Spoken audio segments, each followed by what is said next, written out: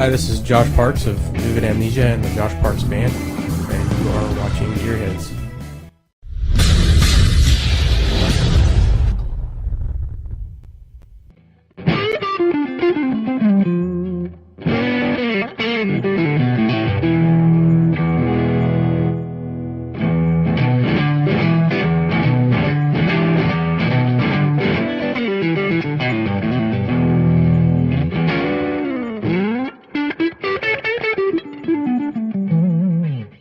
Today on Gearheads, we're going to be running through Josh's rig. He was kind enough to invite us out and really kind of give us a demonstration of all his wonderful guitars they brought out, and just kind of go through his pedal board and his amp and his whole chain. This guitar, it's a Fender Stratocaster, but not 100%.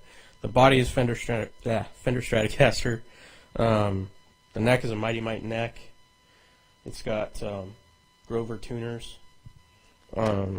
The pickups are made by a company out of Oregon, I believe. They're called TNT Guitars, and their website is guitarpartsonline.com. And the pickups are called Dragonfire pickups, and what they are, they're noiseless single coils, but they're actually stacked humbuckers. Okay.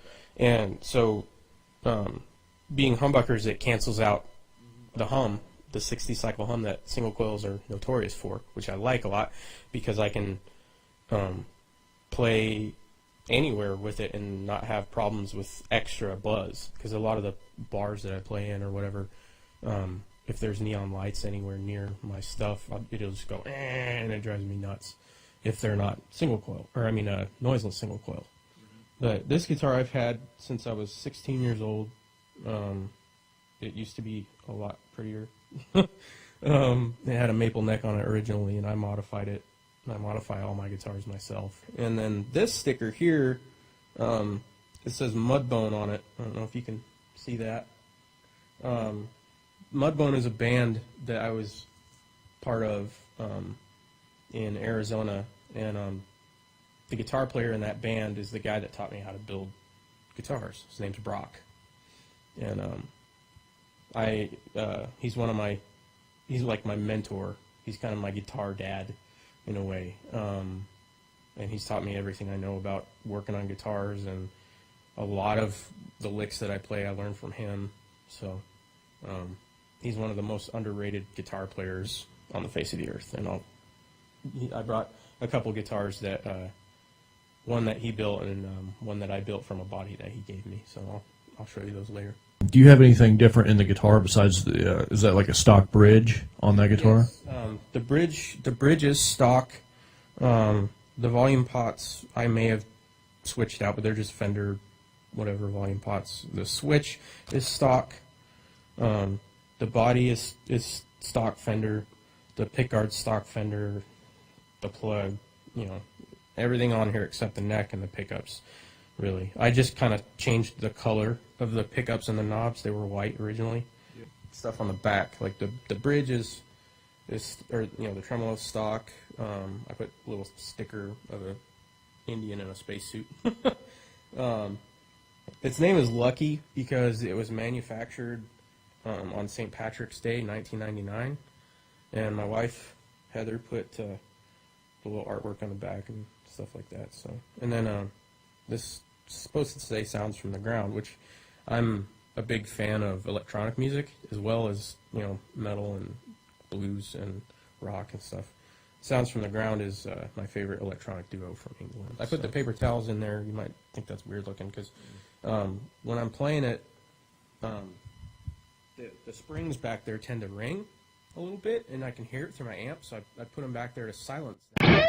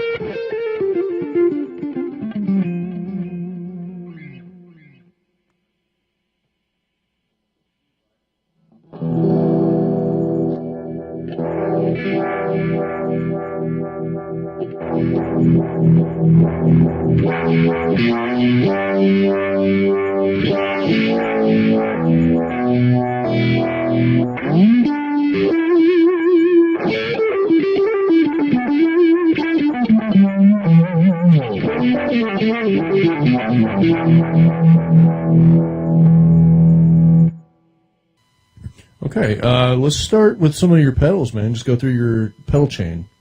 Okay, well, I use. I start out. I go into a foot switch, which is just an A/B switch. It's not powered or anything. It just helps me switch from one guitar to another. From there I go into my tuner, which when you're on stage and you want to switch guitars, I hit the tuner to shut off the guitar so it doesn't come through the amp and you don't hear a bunch of noise when you're switching. It's just a Boss chromatic tuner. And then I go from there into my Crybaby wah. And then I go from there into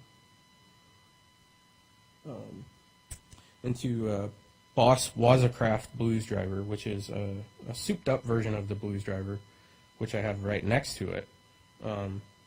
And I'll use one or the other depending on what guitar I'm playing or what sound I want. And then sometimes I'll use both just to give it an extra boost. And then from there I go into a delay. I take that back. I go into the delay, and then from the delay I go into a Dunlop Univibe, which gives it kind of a rotary speaker effect. And then this right here is the control for that. It turns it on, and then you can control the speed of the vibe with it. And that mega distortion, I haven't used it for a while, but sometimes I'll use it just for a different sound, but it's not part of the chain right now. So this over here is just an expression pedal, pretty much. For the most part, you can it just controls the speed of the vibe and turns it on and off. This is also a chorus pedal, but I don't use the chorus effect because it doesn't sound quite right to me, so I just use the vibe.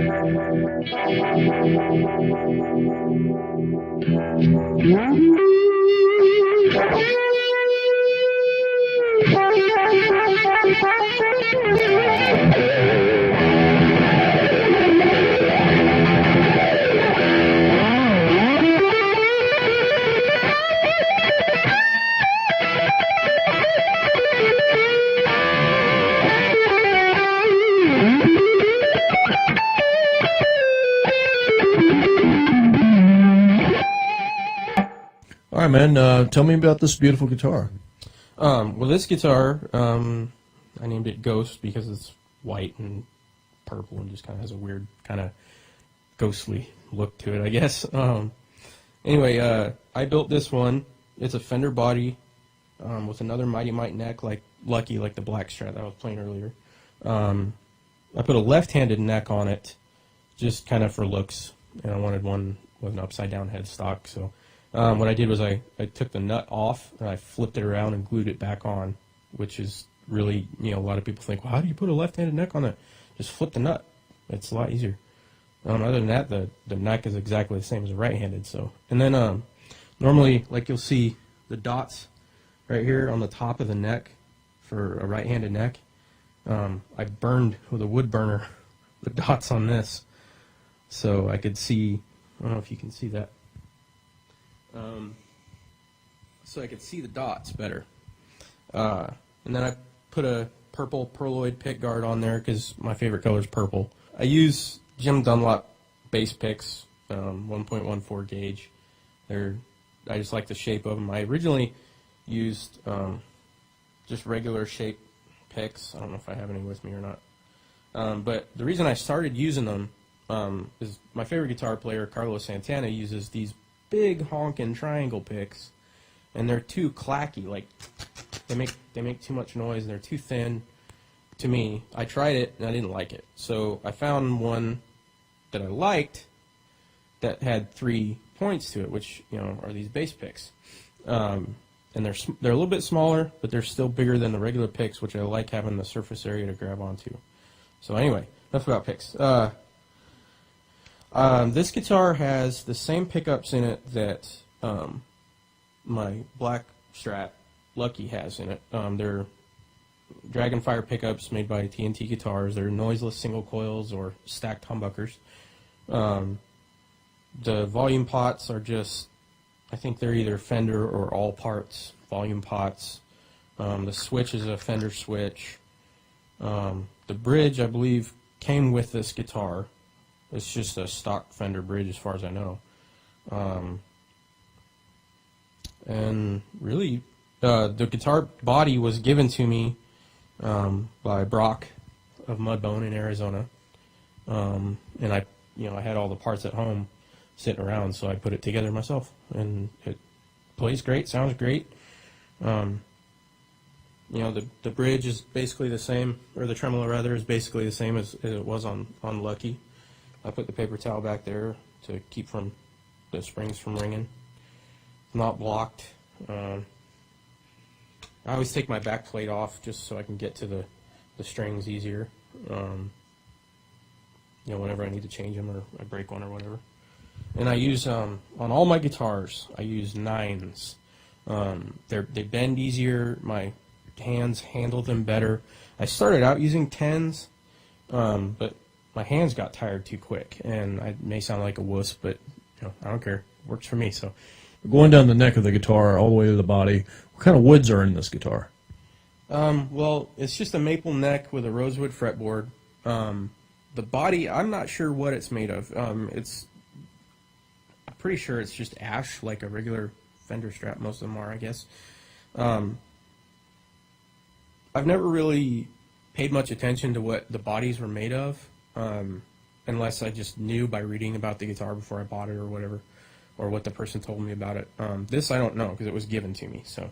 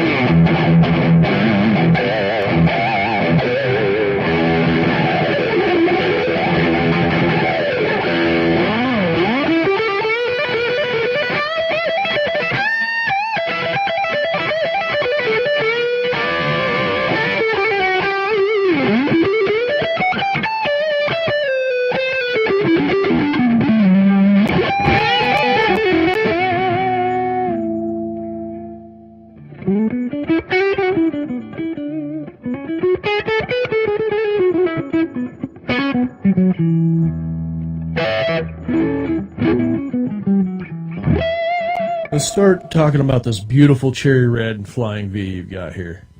Well, this guitar I got when I lived in Austin, Texas, about 11 years ago. I traded a Marshall stack for it. It was a JTM 60 valve state, which I didn't really use as much as a Fender amp, so I traded for it. And I love this guitar. It's one of my top guitars that I use all the time. I've recorded with it many times. I've toured with it. I play at church with it. I modified it a little bit. Originally, it just had a white pick guard and just open coil humbuckers on it. but I changed the pick guard to a white perloid pick guard because I liked the way it looked. And I changed the truss rod cover to the same thing, so I liked the way it looked. And then I put pickup rings around the pickups, and I put chrome pickup covers over the open coil humbuckers, which, it's just an aesthetic thing, and, kind of a vanity thing, I guess. I like the way it looks. It didn't really change the sound much at all. Other than that, it's all stock Gibson. Stock Gibson humbuckers. I've had it for 12 years, and I love it. It's just, it's a little beat up here and there. You can't really see. I mean, it's got notches here and there, but I play all the time. So it's definitely road worn. Yeah, I haven't done any lighting on fire or anything like that to this guitar. So.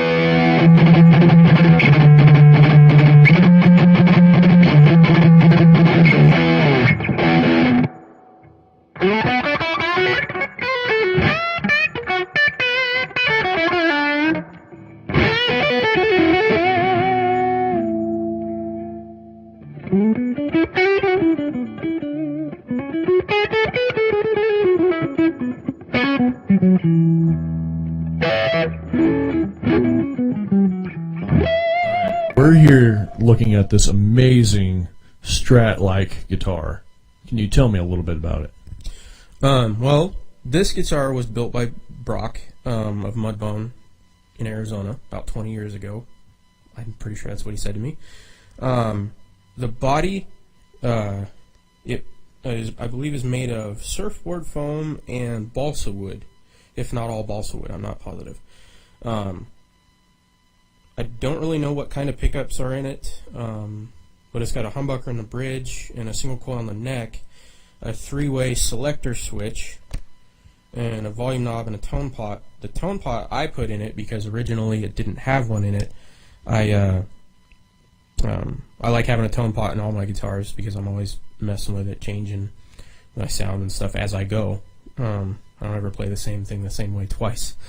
It's got a hardtail bridge, so string through body on the back.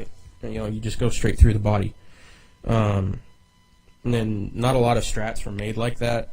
But he built this himself. I'm pretty sure he carved it out of whatever it's made of on his own. The finish is like this weird bed liner material. It's got a real rough texture to it. I like it, and it chips off as I play. So as I've been going and it's been chipping off, I just fill in the spots with a black Sharpie, and it just kind of looks neat, I think. It's got a maple neck on it, which is really pretty old, and I believe Brock finished that neck himself and sprayed the finish on it and everything, and put it together. It's got old tuners on it. I don't really know how old they are, but they're the kind that don't just have a hole in the side of the post. You go in the top and then you bend the string around and put it on there like that. The neck, the truss rod, you adjust it here, which is like an old vintage Strat neck, as opposed to down here like most of them are. I prefer them down here just because I can do it on the fly if I need to. Other than that, I really don't know much about it. The pickguard color, I think he said Fender used to make this color. It's called Acid Rain, but they don't make it anymore. I think Stevie Ray Vaughan actually had one on one of his guitars. But this is how this guitar came, and he gave it to me. about 4 years ago or so, and I love this guitar. I haven't really modified it other than putting in the tone pot. So, would you say that the neck is definitely from an older guitar? I would. I don't know what guitar it came from, other than Strat guitar. I think it just looks a lot older than it would normally look because the finish just cracked. So, but looks good to me. So. On this guitar, obviously, there's a tone wood debate. I don't know how you are on this, but do you think it definitely varies in the tone department? Yeah, the tone of this guitar is a little bit hotter, I would think, and maybe a little brighter than my other Strats. I don't really see a huge difference as far as tone wood goes, but it's way lighter. That's for sure. I mean, this thing only weighs about 7 pounds maybe, whereas like a regular Strat would probably weigh about 9, maybe 10. I'm not positive. But it's not neck heavy at all. It's really balanced very well. The contours are shaved a bit thinner than a normal Strat. Tone wood, I really don't know a huge difference. That's pretty much that. So. I figure that's kind of crazy because most people are like, oh, ash or mahogany or alder bodies would be light, and Carina body or whatever, you would get different flavors, you'd get different tones. But this is made out of like you said, surfboard kind of material. Or something. I'm pretty sure it's mostly balsa, and I think there is some surfboard foam in there. I'm not positive. I don't know because the back of it is white, and surfboards, like that material they make them out of, is white, so it could be a two-part body as far as I know. So. Overall, very, very interesting guitar, and I'm going to step back. I'm going to let you just wail on this thing.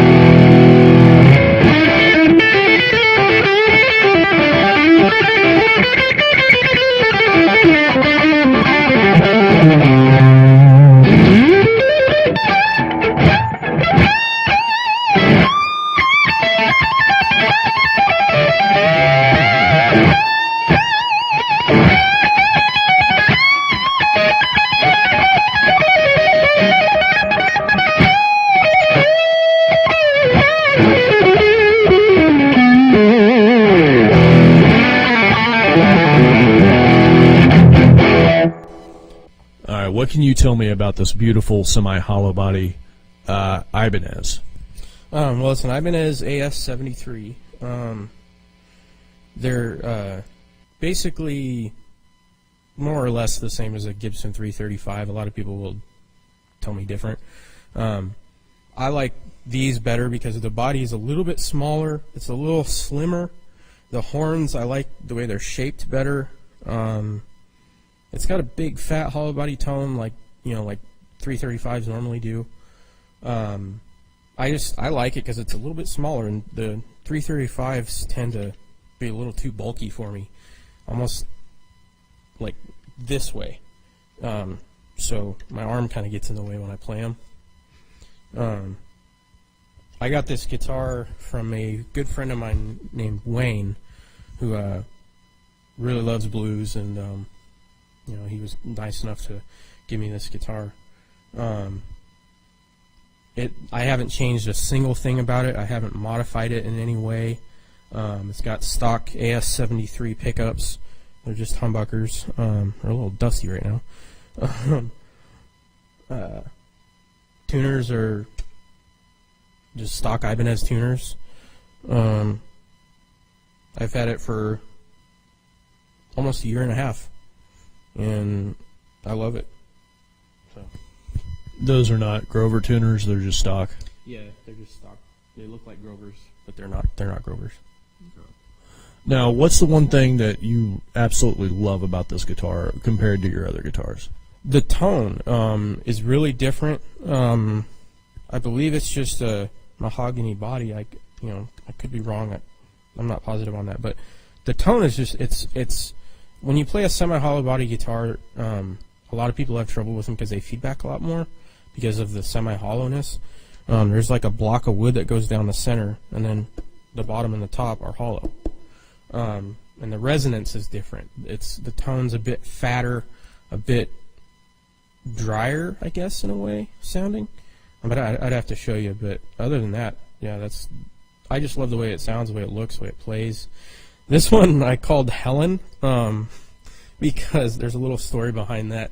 There's a video online of B.B. King playing back in the 70s, playing some show, and he comes up and talks to the guys that were, it's a talk show or something, and they're like, B.B., how's Helen doing or whatever, and he's like, Helen, who's Helen? And he's like, your guitar, and he goes, oh, this is Lucille, because B.B. always plays Lucille, and he goes, well, that's not the guitar I saw you with last night, B.B.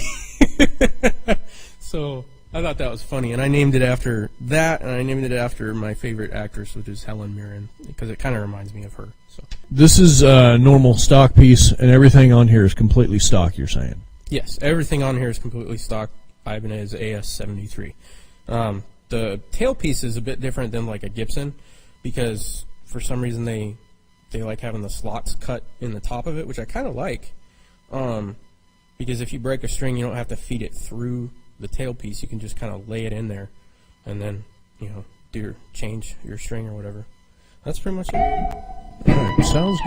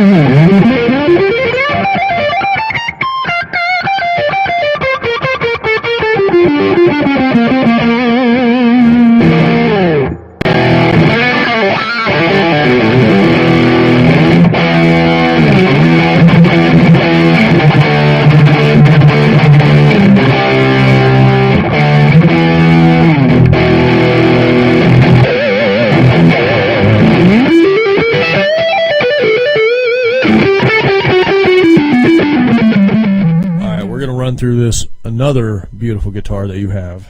I brought a lot today. Well, this is just a stock Ibanez Geo. It's a GRG 120 BDX, I believe. And this one was given to me by a really good friend of mine. His name's Mr. Gary Holst. Hi, Gary. He's just a really good friend of mine. I met at Guitar Center, and he gave this to me for helping him out at the guitar store. He's just a really cool guy. But anyway, I modified it just a little bit. I put white pickup covers on the pickups because I saw a picture of another guitar online that had white pickup covers, and I thought it looked really cool. And I named it Storm because it reminds me of Stormtroopers being all black and white and everything, and I really like the color a lot. I was looking for a white kind of 80s looking guitar because I'm a big hair metal fan, and White Snake being my favorite one of all of them. But anyway, I named it Storm because it reminds me of a Stormtrooper, and I ended up putting that Imperial emblem on the back of it because I'm a geek. But anyway, that's pretty much it. It's all stock Ibanez. You know, the pickups came with it. I just covered them. That's the only thing that I changed about it. Other than that, there's really not a whole lot to it. It's just a regular type tremolo, like a Strat style. I don't use the wang bar a lot. I tend to take it off unless I'm doing something right at the end of a show, because it makes my guitars go out of tune for the most part.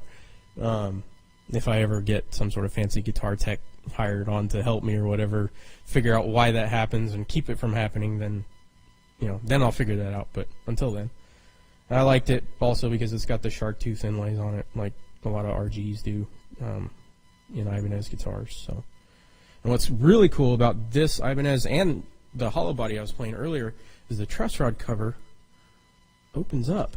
And if you can see that, if I can get it to open, it opens up.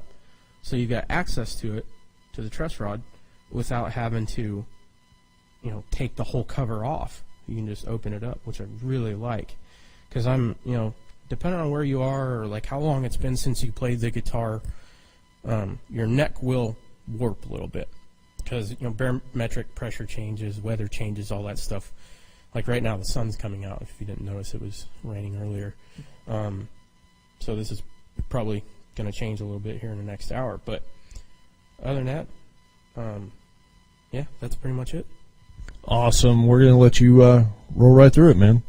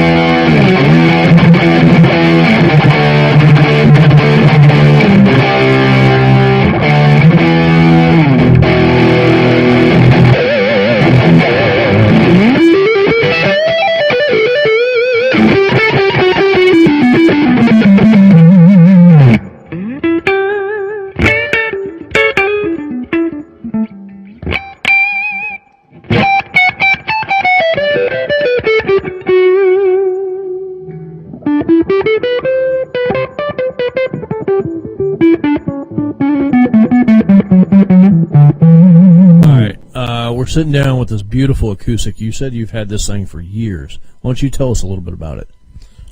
Well, I got this guitar when I was 13 years old. It's my first guitar, my first real guitar. I had a guitar before this, but it was like a toy guitar that my dad found actually in a dumpster. And my mom actually still has it in Arizona, but it came out of the dumpster with like bass guitar strings on it, and it was about this long as opposed to this long, so it had a real short scale, and it sounded like crap, but I played it. And then I got this one, which is just an Epiphone.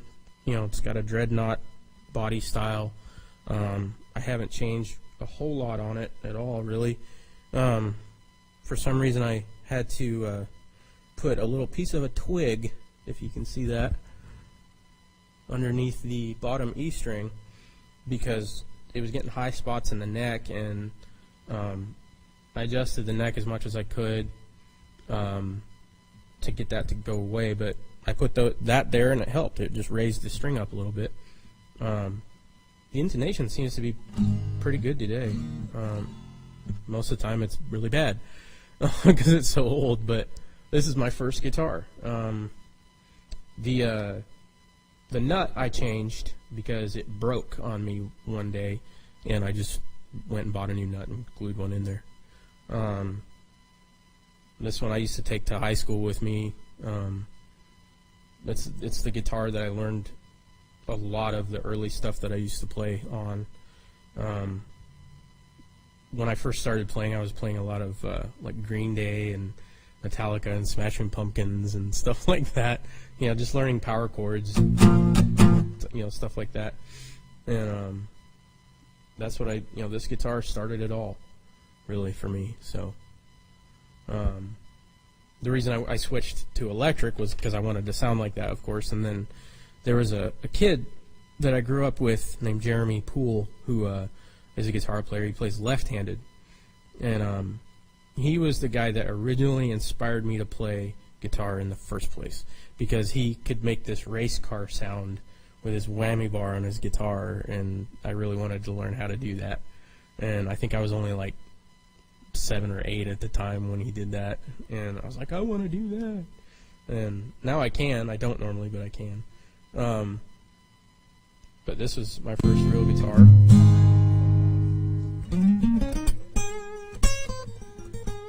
Still has a few high spots, but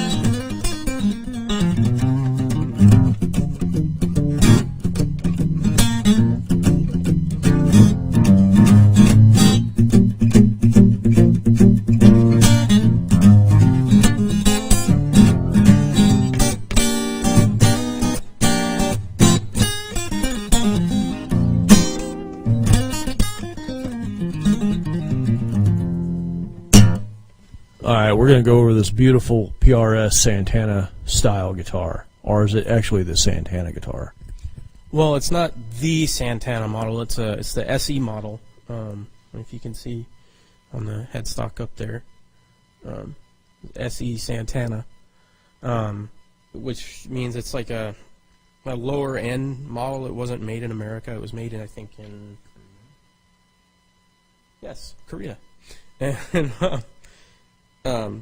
but they're made like with the same quality as a regular one. They're just assembled somewhere else, as far as I know. That's all it is. It's got the same profile as a regular Santana. The only difference is it's got 22 frets instead of 24. He has 24 frets on his, and the pickup placement's a little bit different.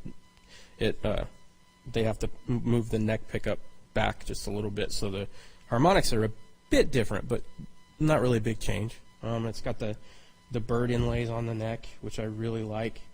This guitar is another gift from a friend of mine named Brian. It's everything on it is pretty much stock PRS Santana. The only thing I changed on it was the pickup covers, because I didn't really like the black and cream color open humbuckers, so I put chrome pickup covers on it. It looks more like a regular Santana. It's got the same body shape. They had a model out several years back of the Santana SE, but it was shaped more like a regular PRS, and I don't really like the shape of those because they're like a cross between this and a Strat. And if you're going to be a Strat, be a Strat. If you're going to be Santana, be Santana. That's shape-wise. That's just my opinion. You know, I love those guitars. They sound incredible, and they're gorgeous guitars. I just like the shape better. It feels better, fits better to me. I love this guitar. Carlos Santana is my favorite guitar player. He's one of my biggest influences. I listen to his stuff almost constantly. He is an incredible,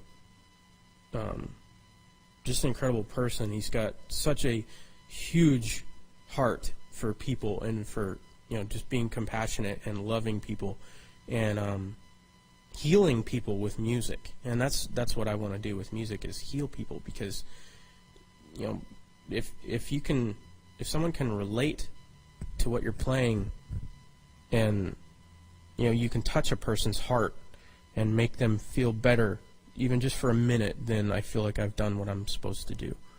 And that's what Carlos does with his music. His music is so colorful, and you know, it comes out of his guitar and stuff, a lot of it. So, and this guitar, I can get a pretty close sound to his tone. I'm not Carlos, so, you know, and I play differently than he does a bit. But I've always wanted to be able to jam with him and, you know, get pointers from him and stuff like that. But maybe someday. That's pretty much it. I haven't really changed a whole lot about this guitar. It's got like a Strat style tremolo on it. I use the wang bar more on this guitar than I do any of them, because for some reason it stays in tune. I don't do a bunch of dives and stuff like Jimi Hendrix type stuff unless I'm doing Voodoo Child at the end of a set, which is usually what I close with. But you know, and what's cool about this guitar is when you play it at lower volumes, it almost sounds more like a Strat. And then when you crank it, it sounds a lot like a Gibson V. So it's got a real versatile tone to it. And, you know, you roll back the tone knob and you get a real just smooth Carlos-ish tone to it. And I like how this has a cutaway. This is like a PRS thing. They, I think, invented it, but it helps you get access to the higher notes up here. Or otherwise, like, you know, you're stuck kind of like right here against the arm or the horn there. I think this design, I don't know if it came from the design or if it's just really similar to it, but Gibson had a Les Paul double cutaway that they came out with, and the body shape is really similar. But I don't play Les Pauls. I love the way they sound, but I'm not a fan of the way they feel. That's why I don't own one. My wife owns one. She loves it. That's fine. She can play it. They sound great. She makes it sound great. So, but I don't like how on a Les Paul the big hump right here, my thumb kind of gets in the way. So I'm like trying to hit all these high notes, and I have to either take my thumb down or like stuff it back here somewhere. So I like how this has the cutaway up there. That's why I like Strats so much too, and SGs and stuff like that. I would love to get an SG someday. I love those guitars. So, but anyway, yeah, that's pretty much this guitar. And you would say it's pretty much bone stock from PRS, except for the pickup covers. It's a mahogany body. You can see it on the back. It's got a glued in neck. Everything stock PRS tuners, and then the top is it's a maple cap, and it's their yellow color, they call it Santana yellow. So, and then it's almost looks more orange, but it's kind of a tigery looking guitar. And I named this one Phoenix because it's got the birds on it. And I was born in Phoenix, Arizona, and I love Phoenix, Arizona. So I just kind of named it after that, and it makes me think of the bird Phoenix. So that's pretty much that. Awesome. I'm going to let you do your thing, man, on this guitar. It's a beautiful guitar.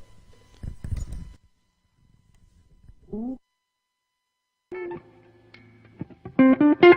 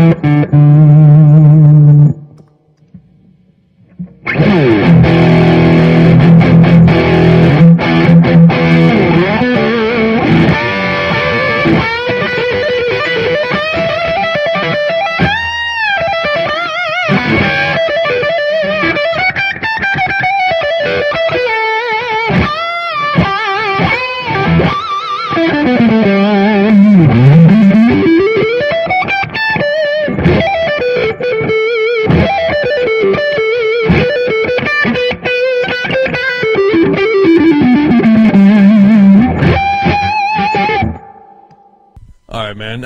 I know that you have a beautiful collection here, and we really appreciate you bringing it out. I would have brought more if I could. I didn't have enough cases, but I've got several more at home that I play. So I definitely want to touch base on some of your influences. here, I'll take it or whatever. Cool. I'm more of a blues player. Originally, I started out playing punk and a little bit of alternative type stuff, but then I heard Eric Clapton and Stevie Ray Vaughan, and my dad originally, he raised me on like Jimi Hendrix and the Doors and Iron Butterfly and Cream, big time. Cream was like a huge, part of what I started out listening to, and like 10 Years After and bands like that. But I have a ton of different influences, like not just blues. Blues is the main part of my sound, but I listen to anywhere from like jazz to old country, like like Willie Nelson and Johnny Cash. I don't really listen to a whole lot of the newer stuff much. To like funk, to electronica, to metal. Hair bands from the 80s. Even a bit of like Irish music and acoustic folk music and stuff like that. Just kind of depends on what I'm in the mood for. Lately, though, I've been listening to a ton of Black Sabbath. Tony Iommi is my favorite metal guitar player. I say he's metal because he basically invented it. He's very blues based, which is cool about him because I've even heard him talk about doing a blues album someday. But he's got cancer now and he's going through all that, so I don't know if that'll ever happen. But my biggest influence lately right now is Carlos Santana, like I was saying earlier. Albert King, who made me want to get a V, because he played the flying V and it looked really cool, like a rocket, and and like it could fly away or whatever. And he's just got this big, heavy, powerful tone. And him, the way he played, inspired Stevie Ray Vaughan, Eric Clapton, Jimi Hendrix, a lot of other guys that I listen to. One guy in particular that I actually got to play with a couple times, his name was Michael Burks. He was like this tall, big dude, played blues, and he played V's a lot. He was like a cross between B.B. King and Albert King on steroids, sound-wise, and he was just a beast of a man and such a nice, gentle guy, though. He made me want to get a V, of course, as well as Albert King. You know, and Eric Clapton, of course, and Stevie Ray Vaughan with the Strats. Another guy who plays Strats that I got to play with as well, his name's Walter Trout. If you haven't heard him, I strongly encourage you to listen to him. He's one of the most amazing guitar players alive, and he is a miracle in himself right now because he just went through a liver transplant, and he almost died. And I got to sit in with him at Knuckleheads a couple years back, and I played my beat-up black Strat there, and he is just an incredible person. He actually got sober through Carlos Santana. Carlos was just like, man, you don't need this stuff, you know, you can do all this without it, you know. And so Carlos is like indirectly, he's all in there, you know, in my playing and in my thoughts and stuff like that, and the way I feel. His music has healed me, has gotten me through a lot of tough times in my life. So you know, and then I'll listen to guys like Jeff Loomis of Nevermore, and who plays 7-string guitars, and he's just an incredible metal guitar player. Bands like Iced Earth, Sanctuary, they just came out with a new album. It's awesome. You know, and then I'll go listen to jazz guys like John Scofield, Kenny Burrell, Dwight Sills. He's not a very well-known guy. He's probably done a lot more like studio work than he has his own stuff, but he's an incredible guitar player. And the thing about all these guitar players is they're some of the most versatile musicians out there. They can play anything. I mean, you know, I've always wanted to do a record involving a bunch of musicians that don't normally play blues but can, and like have them come in and play blues with me and stuff like that, and just see, you know, talk music and stuff like that with them, and get to know them. But yeah, it's just a ton of different influences, and where I draw my sound from, because you take it and you mold it, because you don't want to sound exactly like somebody, because they've already done it. And unfortunately, in this time, so much has already been done that it's really difficult to be original anymore. So that's pretty much it, I guess. I just try to be myself musically, and you know, and touch people musically if I can, make them feel good about what they're going through. My wife and I we lead worship at our church, Knoll Avenue Church in Nazareth, and the band that leads worship is actually her band, Vivid Amnesia. So we have the two kind of sides to the coin. And what we feel called to do is kind of be a bridge between Christian and secular, because there are so many kinds of music and what they call secular music these days that people are on the Christian side are missing out on, and then vice versa, you know. And I just want to be able to give the people that have invented those kinds of music and everything the credit they deserve, and have other people hear their stuff, all the young people that are out these days hear their stuff. You know, like the age that I am, a lot of people my age don't listen to that type of stuff anymore, and I feel like it's a shame, because it's such good music still, and all the music that comes out now, you know, basically came from all that, you know, mostly blues. So I'm gonna get some of your links here from all your bands and where we can find your music and stuff. Well, Vivid Amnesia, we've got a Reverb Nation page, so it's reverbnation.com/Vivid Amnesia, I believe, or just search on Google Reverb Nation Vivid Amnesia. And then my other band's blues project is Josh Parks Blues Band, or Josh Parks Band. We have a Reverb Nation on there as well. And then we're on Facebook, Josh Parks Band, Facebook, and then Vivid Amnesia. And then you can friend me, Josh Parks, Facebook. My wife's name is Heather Parks. She's got her own. Awesome, Dan. Thank you for having us. Thank you for having me. I appreciate it. Thank you. I'm Mike, Josh Parks. and you're watching Gearheads.